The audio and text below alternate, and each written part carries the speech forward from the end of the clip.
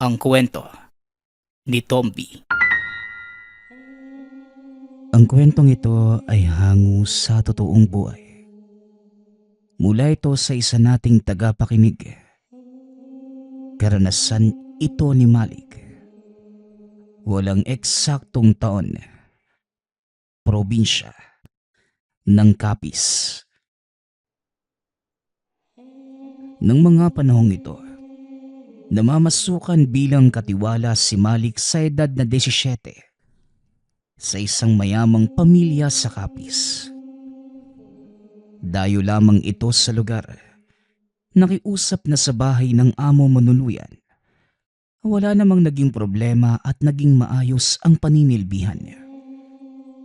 Aminadong naninibago sa paligid at maraming bagay ang inaaral. Lalo na ang pakikipagsalamuha sa mga kasabayang katiwala. May isa silang kasamahan na masyadong tahimik. May ikse at limitado ang mga salita. Nagtataka ang binata sa ugali nito dahil taliwas sa datingan ng itsura. Matikas, brusko at yung tipong hindi babanggain ng kahit na sino. Minsan na siyang nagtanong dito ngunit binaliwala lamang. Wala ring ideya ang ibang kasamahan dahil hindi naman ito nagkukwento sa personal na buhay. Bale, wag mo nang pansinin niyang si Jaco. Kahit anong tanong mo, hindi kanyan sasagutin.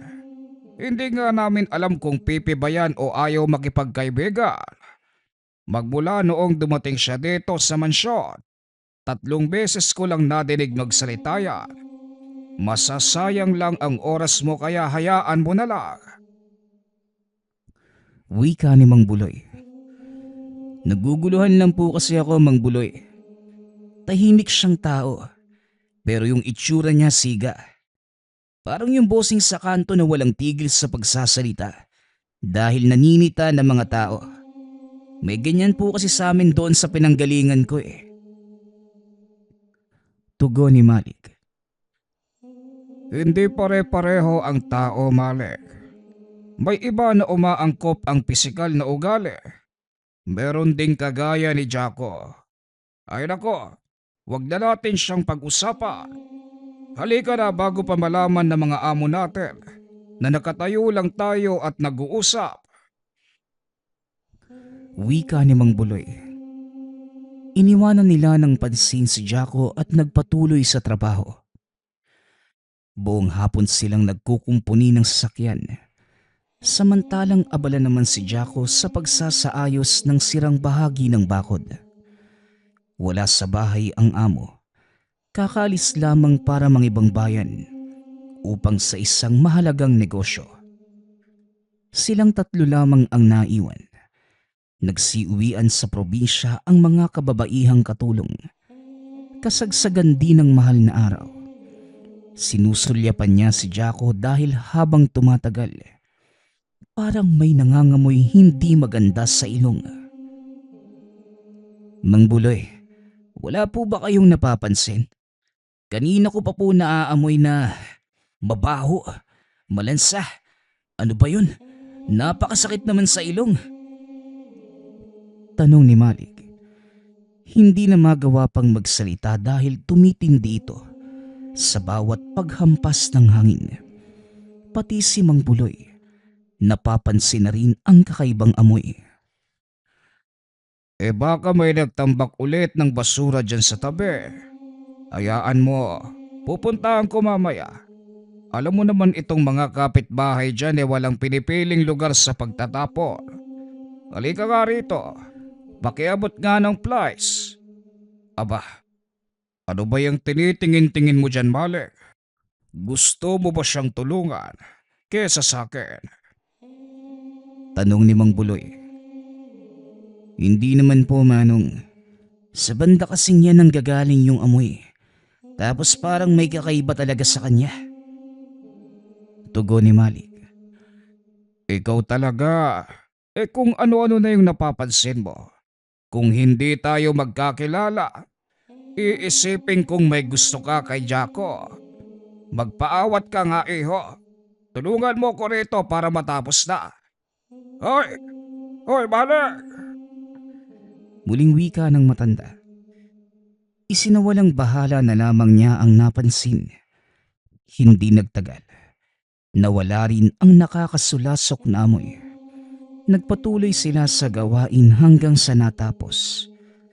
Pagsapit ng gabi, sila na lamang dalawa ni Mang Buloy ang naghapunan. Hindi sumabay si Jaco.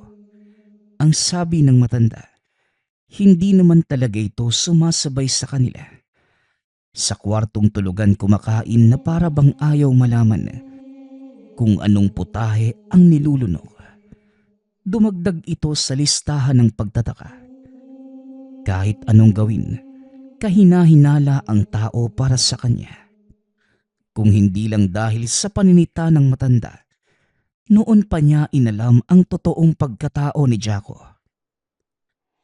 Pagkatapos nila sa kusina, nagsara kagad ito ng mga pinto at bintana. Pinatay ang mga ilaw. Nagsipasok na sa kani-kanilang tulugan.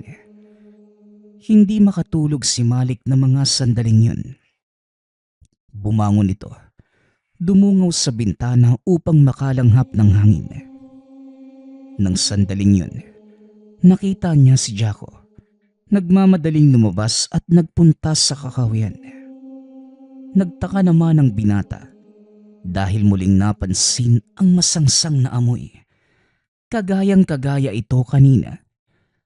Kaya upang masagot ang katanungan sa isipan, bumaba ito upang sundan si Jaco. Pagdating sa labas, wala na ito. Pati na ang masangsang na amoy. Tinignan niya ang paligid kung tama rin ba ang sinabi ni Mang Buloy. Na dahil lamang sa basura ngunit walang nakatambak sa tabi-tabi. Nilibot ang buong bakuran maging ang likod ng bakod. Subalit wala talaga. Napakamot na lamang siya ng ulo. Lumalakas ang kutob na ang amoy ay pagmamay-ari mismo ni Jaco. Abat batang ito, anong ginagawa mo sa labas? 10 oras na ng gabi. Pumasok ka na bago ka mapagkamalang masamang tao. Pagtawag ni Mang Buloy, na sumunod naman sa kanya matapos mapansing nawala sa kabilang higaan. Lumapit siya rito at nagtanong. Manong, si Jaco po kasi nakita kong umalis tapos naamoy ko muli yung baho kanina eh. Hindi po ba siya yung nangangamoy? Hindi ko maiwasang maisip eh. Ay nako, ayan ka na naman sa mga hinala mo. Pwede bang tantanan mo na lamang si Jaco? Alam mong tahimik yung tao at masikreto eh. Huwag na tayong mangelam dahil buhay niya yon. Kung sa kanya man ang gagaling ang masangsang na amoy, ano naman? Nangangamoy rin ng tao, baka nakakalimutan mo. Sita ni Mang Buloy. Gusto pa sana niyang magsalita. Ngunit kagad pinigilan ng matanda. Pinapanhik sa itaas. Habang nasa higaan, hindi kayang alisin sa isipan ang mga hinala. Kinabukasan, nagulat ang dalawa. Dahil sumabay sa kanila sa agahan si Jaco. Bibihira itong mangyari. Bumati rin at nagsimulang magsalita. Pinagluto ko po kayo ng agahan. Maaga ako nagising saka. Wala akong magawa kaya naisip ko ito. Kumain na po kayo. Kayo na lang din ang tumansya sa lasa. Hindi ho ako marunong magtimpla eh. Wika ni Jaco. Sabay abot ng pinggan sa dalawa. Aba, isa itong himala, Jaco. Siya nga pala, saan ka nakakuha ng karne? Wala namang laman ng refrigerator. Purong gulay at prutas lang. Saka pinagbabawal ng ating amo ang karne dahil sa komplikasyon sa kanilang kalusugan. Tanong ni Mang Buloy. Ganun po ba? May dumaan po kanina na naglalako eh. Mura lang ang benta. Kaya bumili ako. Saka, hindi po ba kayo nauumay kakakain ng gulay? Karne naman po para maiba. Tugon ni Jaco. Kung sa bagay, may punto ka nga naman. O siya, tara kumain na tayo bago pa lumamig ang sabaw. Ilang buwan na rin tayong puro gulay kaya ito ang lantakan natin. Subo ng subo hanggang mabusog. Sandali, may itinabi akong soft drinks. Bagay rito. Wika ni Mang Buloy. Naging masaya ang agahan ng tatlo. Nagkagaanan ng loob dahil sa walang tigil na kwentuhan. Wala ang amo, kaya wala ring makakasita. Karne pa rin ang ulam sa tanghalian maging sa hapunan. Hindi lumubay sa kanila si Jaco. Sumusunod kung saan man sila paroroon. At tuwing kainan naman, sinisiguradong makakain ang inihaing karne. Dumagdag itong muli sa listahan ng pagdududa ni Malik. Ngunit dahil maayos na ang kanilang pagsasama, isiniwalang bahala na lang muna. Sa muling pagsapit ng gabi, naalimpungatan ito sa mumunting kaluskos mula sa labas. Sumunod ang pagaspasa ng mga pakpak at pag-angil ng isang mabangis na hayop. Sinilip niya sa bintana at mula sa nagsisiksikang mga puno ng saging sa unahan, nakita ang isang nilalang. Dumadaing habang iniinda ang tagiliran. Natutumba na rin ang iilang puno dahil sa pagwawala. Kagad niyang ginising si Mang Buloy, ngunit hindi naman ito magising. Napakahimbing sa pagtulog. Binalikan niya ang nilalang, ngunit wala na ito roon. Kaya naglakas loob na siyang manmanan ang paligid hanggang sa mga sumunod na oras. Ngunit wala itong napala. Hindi na ito nagpakita sa kanya. Itinulog na lamang at inisip na namamalikmata. Kinabukasan, nagulat ito nang makita si Jaco na iika-ika ng lakad. Nakahawak sa tagiliran. Nang tanungin ito, sinabi lang nagawa lamang ng pagkahulog noong inakyat ang bubong upang ayusin. Muli siyang naguluhan dahil wala namang sira ang kahit anong bahagi ng bahay. Kung hindi sumingit si Mang Buloy, kukumprontahin na sana niya ito. Ito, gamitin at ipahid dyan sa tagiliran mo. Sigurado kung magkakapasa ka. Sabi mo ang lala ng pagkahulog. Mamayang gabi rin, pahiran mo para mapabilis ang pagaling. Wika ni Mang Buloy. Sabay abot ng pamahid na gamot. Umalis din kagad si Jaco para asikasuhin ang sarili. Alam ko ang tinginan mong yan, Malik. Ano na naman ba ang napansin mo kay Jaco? Hinay-hinay ka lang dahil makakahalata na siya.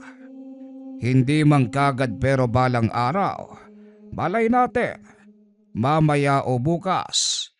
Maging alisto ka lang talaga dahil mahirap kalabanin ang katulad niya. Wika ni Mang Buloy. Napatingin ito ng diretsyo sa matanda at bumakas sa mukha nito na tila may alam sa pagkatao ni Jaco. Mang Buloy, may alam po ba kayo kay Jaco? Napapansin niyo rin ang napapansin ko ano? Bakit wala kayong sinasabi? Tanong ni Malik. Kagad naman itong pinatahimik na matanda. Huwag kang maingay. Nakakarinig siya. Saka na lamang natin pag-usapang kapag wala sa paligid. Kumuha ka ng walis sa likod at ligpitin na ang mga kalat sa labas. Pakitapon na rin ang mga basura dahil hindi pwede si Jaco. Baka mas lalong lumala ang kondisyon kung pagtatrabahuhin pa. Pag-iiba ng usapan ng mapansin na bumukas ang pinto ng kwarto nito. Sumunod si Malik at hindi na mawala ang kaba. Sa pananghalian nagluto muli si Jaco. Ngunit nagdadalawang isip na itong tumikim. Ngayon na may ideya sila sa katauhan nito, ayaw nang magpadala sa anumang pakulo. O ano, ayaw niyo bang kumain ng luto ko? Katulad pa rin niyang kahapon. Karne, inayos ko na ang timpla para sumakto sa panlasa niyo. Kumain na po kayo. Pag-alok ni Jaco. Hindi na, Jaco. Maraming salamat na lang. Ang totoo, tapos na kaming kumain ni Malik. Lumabas kami kanina para ipatingin sa talyer ang sasakyan ni Bossing. May parte na hindi ko maayos. Inabutan kami ng gutom kaya kumain sa karinderya. Ikaw na lamang ang kumain. Mamayang gabi na lamang tayo magsabay. Tugon ni Mang Buloy. Inayos nito ang tono para hindi maging masama ang dating kay Jaco. Tumango na lamang ang binata. Hinayaan sila ngunit sa sulok ng mga mata. Nakita nito kung paano mainis. Nagmamadaling nagligpit at saka lumabas ng tahanan. Mang Buloy, sabihin niyo nga sa akin kung anong nalalaman niyo kay Jaco. Matagal niyo na palang napapansin. Yung karne na pinakain niya sa ating kahapon. Anong klaseng karne yun? Tanong ni Malik.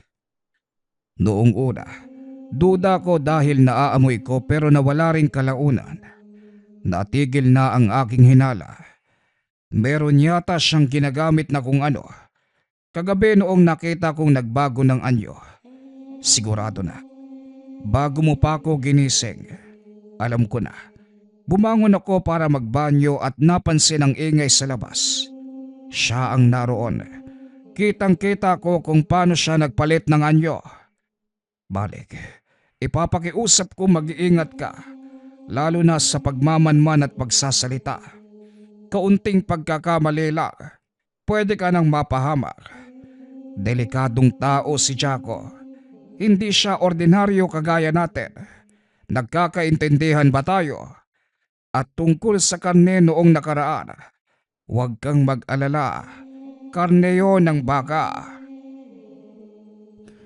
Pagpapaliwanag ni Mang Buloy. Marahang tumango si Malik. Nakahinga ng maluwag nang malaman kung saan nagmula ang karne. Magmula ng sandaling yun, alerto na silang dalawa. Kasabay nito ang pagkapansin ni Malik kay Mang Buloy. Nagdarasal ito oras-oras. Bumibigkas na mga katagang hindi pa nadinig kailanman. Pagkatapos, ang paghasa ng maiksing punyal at ang puting bato na nakalawit sa kwintas. Inihanda ito na matanda na para bang susuong sa isang labanan. Mang Buloy, ano po ba yung ginagawa niyo? Ano itong punyal? Itong kwintas? Tapos nagsasalita pa kayo ng kung ano-ano na parang nasa simbahan. Tanong ni Malik. Ipapaliwanag ko. Makinig kang maigi. Masyado kang maraming tanong eh. Mahiwaga ang patalim na ito. Nakapapatay ng masasamang elemento. Kabilang na ang aswang. Habang itong palawit naman, hindi ordinaryong bato. Bato omo na isang mutya. Ang binigkas ko naman ay mga orasyon. Gamit ito ng isang antingerong mamamatay aswang. Ano, kuha mo na ba? Ayoko na ng mahabang usapan. Tama na yon. Tugon ni Mang Buloy. Namangha si Malik sa nalaman. Hindi maiwasang mapangiti dahil may naaalala. Kung ganon, kagaya ka pala ni Mang Nesyo, doon sa amin. Antingero din siya eh. Kapag nakakakita sila papa ng aswang, siya kagad yung tinatawag para puksain.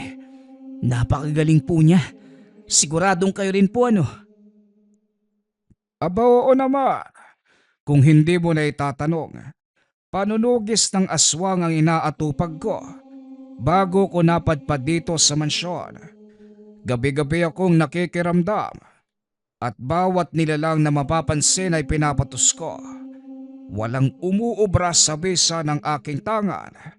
Idagdag mo pa ang galing ko. Ako pa! Wika ng matanda na may halong pagmamalaki.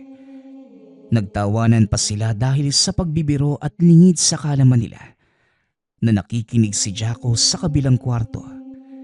Natigil lamang nang mapansin ni Mang Buloy ang kakaibang bakas sa hangin. Kagad nitong pinatahimik si Malik. Ay nako, sa tingin ko nahuli na tayo, Malik. Napakadaldal mo kasi. Sa kaingayan ng dila mo, nadala tuloy ako. Pabirong sisi nito kay Malik. Sasagot pa sana ito. Ngunit kagad sinenyasan dahil sa paglabas ni Jaco. Dumiretso ito sa baba at lumabas. Nakatunog si Mang Buloy sa kilos, kaya muling nagbigay ng babala. Alam na niya, Malik. Mag-iingat ka. Kung pwede, wag na wag kang lalayo sa akin para maipagtanggol kita kung sakaling maisipan niyang umatake. Mainit ang ulo ni Jaco kapag nasasagad ang galit. Siguradong hindi ito makakapagpigil. Wika ni Mang Buloy. Kinakabahang tumango lamang si Malik. Isinasaisip ang sinabi ng matanda. Matapos ang hapong yun, hindi na umuwi si Jaco sa mansyon. Nagtataka na rin si Mang Buloy kung nasaan ito. Nag-aalala sa posibleng mangyari lalo na kung mambibiktima. Batid niyang wala ni isang manunugis sa lugar. Sa karatig bayan lamang meron at sa pagkakakilala niya, pumipili ng sasalakayin yung walang makakakontra.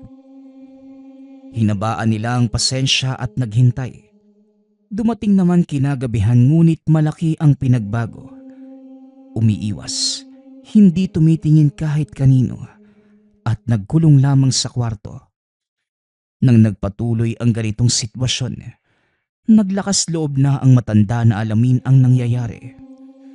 Palapit pa lamang sa pinto ng kwarto, aktibong-aktibo na ang tanga nitong mutya. Jaco, hindi ka ba lalabas? Nakahanda na ang lamesa. Sabay tayong maghapunan ng 3. Naghihintay na si Malik sa kusina. Halika na bago pa lumamig ang sabaw. Wika ng matanda. Napabuntong hininga si Mang Buloy pagkatapos magsalita. Bumibigat ang pakiramdam sa samyong hatid ni Jaco. Kalat na kalat ito sa hangin. Kagad ding nagpigil nang magbukas ang pinto. Mang Buloy, mauna na lang po muna kayo sa pagbaba. Susunod po ako maya-maya lang. O sige, magmadali ka dahil kanina pa nakahanda ang mga pagkain ha. Nakakahiyang paghintayin ng grasya. Wika ni Mang Buloy. Tumango lamang si Jaco sa kanya. Lumakad na rin at dali-daling inihanda ang mangkok na paglalagyan ng sabaw para dito. Ilang sandali pa, nagkasalo na silang 3. O ito, nilagang manok na merong malunggay at papaya. Hinaluan ko na rin ng tanlad para may amoy. Pampagana ng kain. Ito ang sayo, Malik. Paabot naman ang mangkok mo, Jaco, para maipagsando kita. Wag na po, Mang Buloy. Ako na lang po. Maupo na po kayo at ako na ang magsasandok ng sakin. Wika ni Jaco. Pumayag naman ang matanda at hinayaan itong kumuha ng ulam. Naging tahimik ang mga sumunod na sandali. Napansin ng dalawa na may pagdadalawang isip si Jaco sa tuwing susubo. Ngunit hindi sila nagpahalata. Bagkus, nagpatuloy lamang sila sa pagkain upang makumbinsi itong walang inihalo sa pagkain. Ang sarap talaga pag ganito ang ulam. O sakto kasi maulan. Pambihira ang daling magbago ng langit ha. Kanina sobrang init, ngayon naman umuulan na. Oh, Umigop pa kayo ng sabaw para makasabay sa sama ng panahon. Lumalamig na rin ang hangin. Wika ni Mang Buloy. Sabay sandok ng sabaw sa bawat mangkok. Habang tumatagal, nakumbinsi nila si Jaco na ganadong-ganado sa paghigop. Hanggang sa ilang mangkok na ang naubos, hindi pa rin nakontento kaso wala ng laman ng kaldero. Naku, bakit hindi mo sinabi na paborito mo pala ang ganitong putahe, Jaco? Sana dinamihan ko. Mura lang naman ang bentahan ng manok ni Mang Tasyo kanina. Kung nagsalita ka kagad, yung malaking kaldero ang paglulutuan ko. Hindi bali na po. Sa susunod na lang. Ngayon lang kasi ako nakatikim ng ganitong luto eh. Masarap. Tamang-tama sa panlasa ko. Damihan niyo pa po sa susunod ha. Wika ni Jaco. Napangiti naman si Mang Buloy nang makitang umiepekto sa binata ang nilagay niyang lana. Isang uri ng pangontra na ipinahid sa mangkok. Sariling gawa na may bisang malinlang sa lasa ang aswang habang dahan-dahang hinihigop ang lakas. Gaganahan ito sa pagkain kahit ano pa ang ihain. Dahil sa mangkok lamang ito nakakapit. Hindi maapektuhan ang iba pa kahit sumandok sa iisang kaldero. Hindi nagtagal. Tuluyan na itong nawala ng malay. Ito po ba yung sinasabi niyong epekto ng lana niyo? Ang galing niyo naman po. Patay na po ba yan? Hindi pa. Pansamantala lamang na mawawala ng malay. Mga iilang oras kaya kung gusto mong mapigilan ang pagiging halimaw nito. Tulungan mo ko. Dalhin natin sa kwarto niya. Bilisan mo. Wika ni Mang Buloy. Ibinalik nila sa silid si Jaco. Iginapos sa higaan upang maiwasan ang pagwawala sa sandaling magising. Nag-orasyon si Mang Buloy. Samantalang sinusunod ni Malig ang bawat utos niya. Pagkatapos, nagsiupo sa gilid. Binabantayan ang walang malay. Mang Buloy, ano po bang plano mo sa kanya? Halimaw siya eh. Dapat kagad mo nang pinuksa. Patatagalin niyo pa masamang nilalang naman yan. Pwede bang wag kang magmadali? Doon din naman tayo patungo. Pero, nang suriin ko ang sitwasyon, parang kaya pang gamutin ang binatang to. Pwede pang alisin ang sumpa ng aswang sa kanyang katawan. Hintayin nating magising. Susubukan ko siyang kumbinsihin. Kung papayag magamot, edi hindi natin siya papatayin. Wika ni Mang Buloy. Kinilabutan si Malik sa sagot nito. Paano kung umuwi na sina Bossing at Madam? Pati tayo malalagot dahil walang ginawa para mapaalis ang nilalang na yan. Sa daga nga nagagalit sila eh. Ito pa kayang literal na aswang. Mang Buloy, gawin na po natin ang nararapat bago pa makabalik yung mga amo natin. Sa makalawa pa yun babalik. Hindi naman aabot ng ilang araw bago magising si Jaco. Kalmahan mo lang dyan. Masyado kang natatarantay. Wika ni Mang Buloy.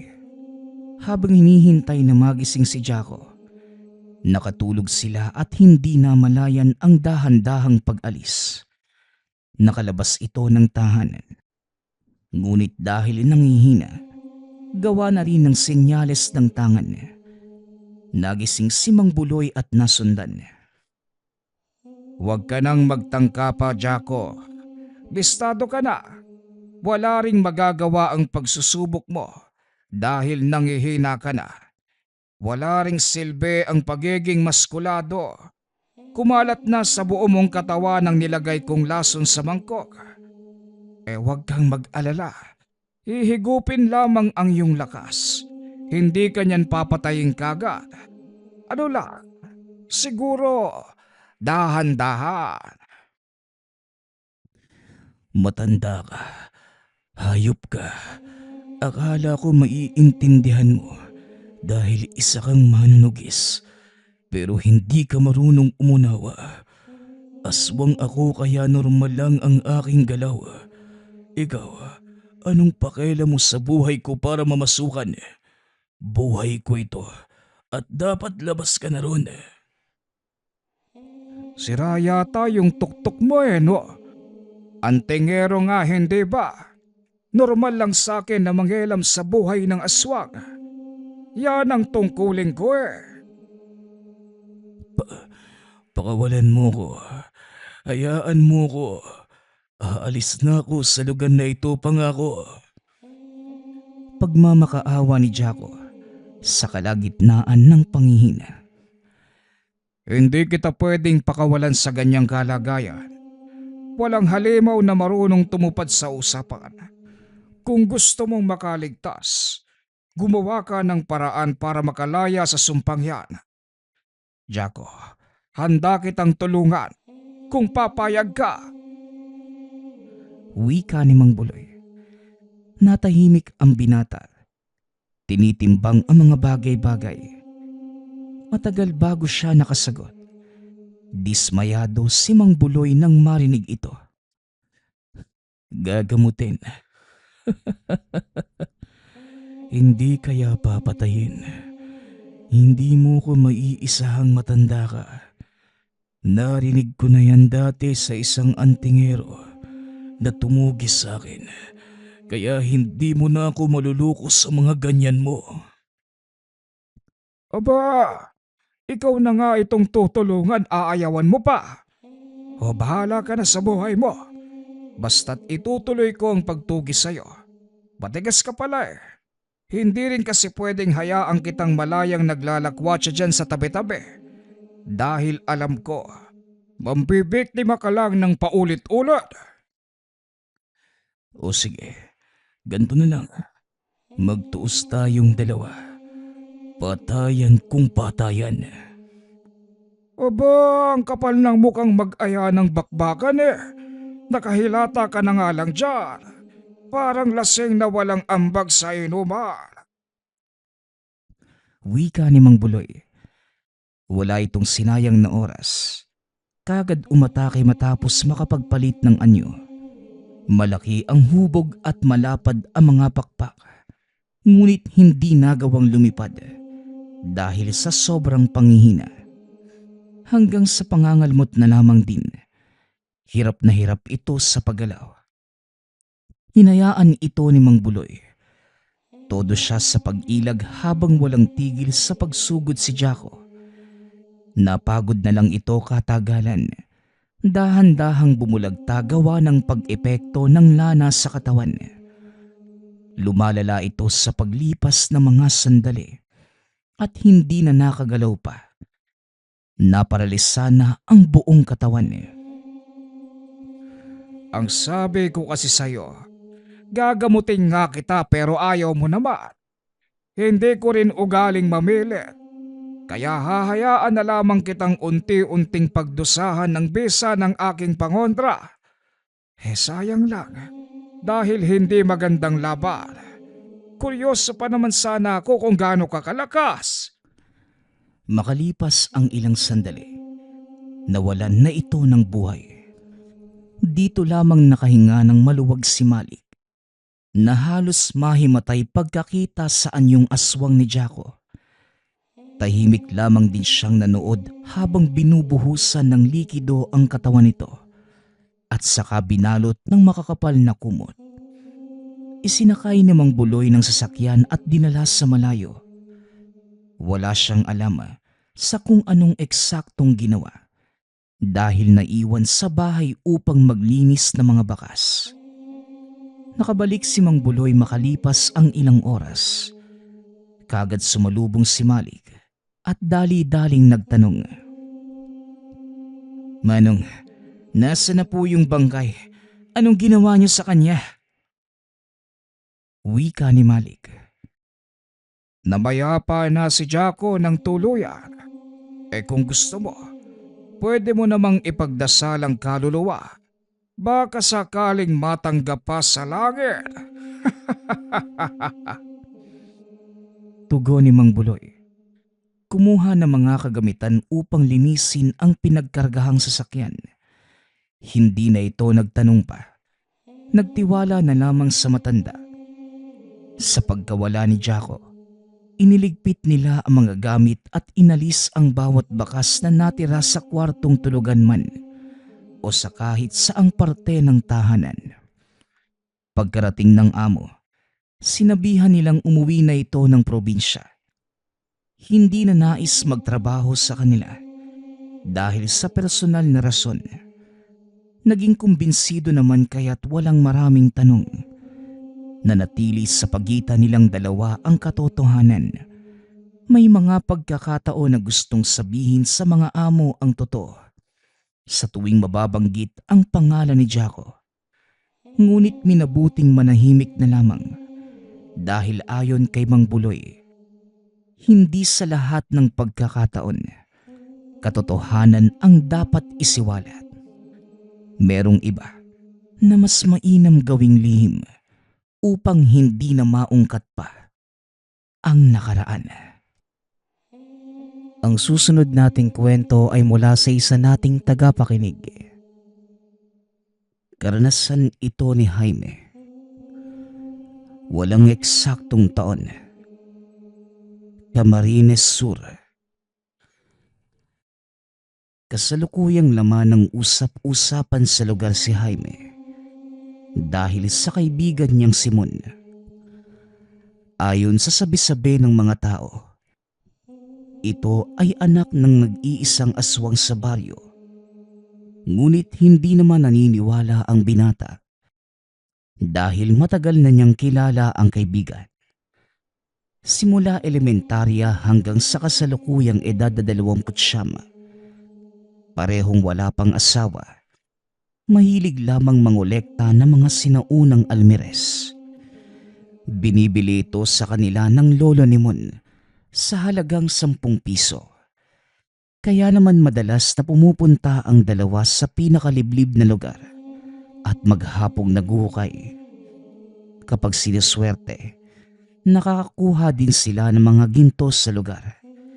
Dagdag pa ni Jaime, kung talagang aswang man ang kaibigan, tutugisin niya din ito balang araw. Nagumpisa na itong basahin ang librong ginamit ng yumaong lolo na dating isang antingero. Malakas ang paniniwala ni Jaime na kapag nasa ulo niya ang mga panalangin, magtataglay na siya ng presensya, katulad sa mga manggagamot. Sa tagal din ng pagkakaibigan ng dalawa, kabisado na din ni Jaime ang daan papunta sa tahanan ni Mon. Sa katunayan, mas madalas itong naririto kesa sa sariling tahanan. Ang bahay ng kaibigan ay nakatirik sa pinakatuktok ng isang bundok at ni isang kapitbahay wala kang makikita. Ayon dito, ito ang pinili ng inanatirhan dahil malaya silang nakakapamuhay at malayong malayo sa panghuhusga ng mga tao. Napapansin rin ni Jaime na hindi palalabas ang ina ni Mon dahil sa mga gawa-gawang istorya ng mga tao sa lugar. Isang araw, maagang nagbabasa si Jaime ng libro ng lolo. Sa ilang linggong pag-aaral, marami na ding nais sa ulo dahil siniseryoso ni Jaime ang pagsasabuhay ng mga salita.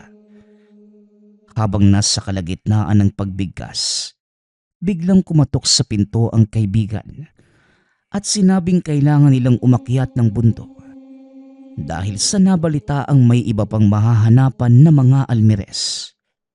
Dali-daling itinago ni Jaime ang libro. Pinagbuksan ng kaibigan para pagpahingahin muna habang naghahanda ng mga kagamitan. Nang matapos, nagsimula ng maglakad ang dalawa paakyat sa bundok na binanggit ni Mon. Halos 3 oras din ang tinagal ng paglakad ng dalawa. Pagkarating sa lugar ay namangha naman si Jaime dahil halos lahat ng puno sa lugar kayubanggina ang kulay. Wala ng mga buhay ngunit tuwid pa rin ang pagkakatayo. Hindi naman pinansin ng kaibigan ang pagkatulala niya. Patuloy lamang sa paglalakad. Nakasunod lamang si Jaime sa kaibigan. Sa ilalim ng walang buhay na kay Mito, dito sila nag-umpisang magukay. Habang patuloy sa ginagawa, napansin ni Jaime na tila seryosong seryoso ang kaibigan na makuha kung anuman ang nasa ilalim. Ni hindi ito nagpapahinga. Tutok na tutok ang mga mata sa lupa, kaya naman napatanong na si Jaime. Ang sabi kasi ni Lolo, dito daw matatagpuan yung pamanang Almirez na itinago ng ninuno nila. Kailangan nating mahanap yun, Jaime. Tapos, paghatian natin yung bayad na 100. Wika ni Mon habang abala sa pag-uukay. Hindi man maintindihan kung ano ang ibig sabihin ng kaibigan. Nagpatuloy na lamang si Jaime sa pag-uukay. Halos mag-iisang oras nang makaramdam si Jaime ng matigas na bagay sa pwesto. Dali-dali niyang tinawag ang kaibigan at si Mon na mismo ang nagpatuloy ng paghuhukay. Nang tuluyang mahugot ang Almirez, abot tenga ang naging ngiti ni Mon. Tinulungan na ni Jaime sa pagpupunas ang kaibigan. Pagkatapos, sabay nang pumunta ang dalawa sa tahanan ng lolo ni Mon. Habang naglalakad, napansin ni Jaime na iba ang daan na tinatahak nila papunta sa bahay na matanda. Kaya napatanong na ito sa kaibigan dahil baka nadadala lamang ito ng emosyon. Hindi, Jaime. Tama lang yung dinadaanan natin. Lumipat na ng tahanan si Lolo eh. Bumalik na sa dating bahay na pamana pa ng mga magulang niya. Bilisan na natin. Nasasabik na akong makita yung reaksyon ni Lolo. Wika ni Mon habang tuwang-tuwa dahil sa dala. Nagpatuloy lang ang dalawa sa paglalakad. Pagkarating sa bagong tahanan ng matanda, nanlaki ang mga mata ni Jaime pagkatungtong sa pintuan. Bumungad sa kanya ang isang patungan na punong-puno ng mga Almirez. Kung hindi siya nagkakamali, nasa lagpas 50 piraso ang mga ito. Napakadami na. Ngunit sa pagkakatanda ni Jaime, 5 pa lamang ang naiaambag nila. Dahil mahirap pakahanap ng mga sinaunang Almirez. Habang patuloy sa pagmamasid, naagaw ang atensyon ni Jaime nang makita ang nakangising lolo ni Mon. Nakaramdam ito sa kilabot sa lolo ng kaibigan na nakatitig lamang sa mga Almirez. Maya-maya pa, bumalik na si Mon at pumunta sa palikuran. Tuwang-tuwa naman si Jaime nang abutan siya ng 100. Nagpasalamat na ito. Niyaya na si Mon na pumunta ng palengke para mahati at makapamili ng masarap na pagkain. Noong mga araw na yon, napakalaking bagay na ng 100. Napakababa pa ng mga bilihin na mga sandaling yun. Pagkarating ng dalawa sa palengke, kagad nang namili ng masasarap na pagkain si Mon habang si Jaime naman ibinulsa lamang ang nakuhang bayad. Matapos makapamili ay umuwi na ang dalawa. Pagkarating sa tahanan ni Jaime, hindi mawala sa isipan nito ang itsura ng matandang lalaki. Nakangisi habang nakatitig sa Almirez at nakakatakot kung tumingin. Pagsapit ng 6:00 ng gabi, may kung anong pumasok sa isipan ng binata. Kinuha ang librong gamit sa pag-aaral ng mga buhay na salita. Pagkabuklat ng unang pahina, nabatid nitong kakaiba ang nakasulat. Ngunit binanggit pa rin ito ni Jaime sa mahina at nagtatakang boses. Nang walang ano-ano bumungad ang lolo ni Mon na nakangisi mula sa harapan niya. Halos hindi makagalaw si Jaime na mga sandaling yun. Dahil paanong nangyari na bigla na lamang itong lumitaw sa harapan. Sinubukan itong magbanggit ng mga dasal sa isipan. Ngunit may mga boses na pumipigil sa kanya para mabanggit ito ng maayos. Habang pinipilit muling magbanggit ng mga kataga, nakatitig lamang ang matanda sa kanya at halos ilang minuto ang tinagal. Ngunit nabaling ang atensyon ng may maamoy na parang nasusunog. Dali-dali niyang sinundan ang usok at nataranta nang makitang nasusunog lahat ng libreta ng lolo. Sinubukan niya itong apulahin gamit ang tubig ngunit hindi basta-bastang nawawala ang apoy. Sinabuyan din niya ito ng buhangin, ngunit wala pa rin naging epekto at nakaramdam ng galit nang makita ang humahalakhak na matanda habang nakatitig sa apoy. Sa puntong yon batid na ni Jaime na hindi ito ordinaryong nilalang dahil sa mga nakitang kakayahan. Kaya naman napatakbo ito papunta sa kusina para kunin ang itak at pagkahawak niya. Dali-daling bumalik sa pwesto ng matanda, ngunit wala na siyang naabutan. Maya-maya pa, nakakita ito ng malaking aso na naglalakad sa bakuran. Hinabol ito ni Jaime, ngunit bigla na lamang nawala nang makalabas sa bakuran. Bumalik na lamang siya sa loob ng tahanan. Habang nakaupo, napansin ang librong hinawakan bago pa man dumating ang matanda. Ngunit nang buklatin, wala na ang mga nakasulat. Ni isang letra ay wala nang natira. Napakabilis na mga pangyayari. Ni hindi pa nga nawawalis ang mga nagkalat na abo ng mga natupok na libro. Dumagdag naman ang librong bigla na lamang nawala ng laman. Natulala na lamang ang binata. At sa labis na pag-iisip, hindi na nakatulog at kinaumagahan. Pumunta sa albularyo, dala ang librong nawala ng laman. Nang tignan naman ito ng albularyo, napangiti na lamang ito at sinabing, "Nako, napabilang ka na sa ginamit ng nilalang para makuha ang mga koleksyon niyang almeres na ginagamit para makarinig ng mga ungol ng nag-aagaw buhay. Lingid sa kalaman ng nakararami, ang ginang na pinagbibintangan nilang aswang ay biktima lamang din ng papalit-palit anyo ng matanda. Madalas nitong gamitin ang wangis ng sariling anak para lamang makapangbiktima. Ang tungkol naman sa almeres na nakuha mo, itinago ito ng lolo mo bago pa man siya nabawian ng buhay. Minsan na din itong nakasagupa ng lolo ng kaibigan mo. Sa normal na tao, mukhang ordinaryong gamit lamang yun.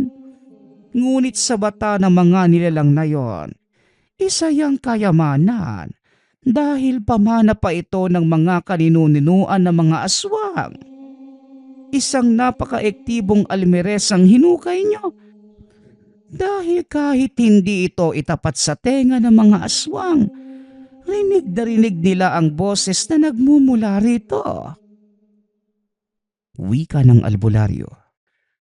Dahil sa nadinig, nakaramdam ng kaba si Jaime. Ngunit napawi nang binigyan siya ng albularyo ng isang agimat na pangontra sa umaaligid na mga aswang. Hindi nagtagal, nagpaalam na rin ito at umuwi na ng tahanan. Magmula ng araw na yon, wala nang nangyari na ano paman kay Jaime. Samantalang hindi na rin nakita pa ang kaibigan at ang lolo nito. Nagawa pang matanong ni Jaime ang ina ni Mon kung nasa nito. Ngunit ang naisagot na lamang ng ale, wala naman itong anak at sinong Mon ang sinasabi ng binata. Dahil dito mas lalong lumakas ang paniniwala ni Jaime. Nakasabwat ng nilalang si Mon. Ngunit ang nakakapagtaka kung bakit walang kaalam-alam ang sariling ina. Lumipas pa ang 1 taon. Muling naging matunog ang usap-usapan patungkol sa inanimon dahil sa hindi na nakayanan ang panghuhusga ng mga tao. Tinulungan ito ni Jaime na lumipat sa kabilang baryo. Kasabay nito, tatapos na rin ang usap-usapan patungkol sa mga aswang. At sa paglipas pa ng mga panahon, ang lahat ay naging alaala na lang para kay Jaime. Ipinagpatuloy ang pag-aaral para maging isang ganap na albularyo sa tulong ng kakilalang manggagamot. Hindi man naging malinaw kung ano nga ba talaga ang ugnayan ng ginang sa kaibigang Simon. Ngunit nanatiling malinaw sa memorya ni Jaime na minsang naranasan ang pagtanggap ng bayad mula sa isang aswang. Nagpapasalamat nga pala ako sa lahat ng sumusuporta sa ating channel. Nawa ay patuloy niyong suportahan at pakinggan ang ating mga kwento. Hanggang sa muling pakikinig. Paalam.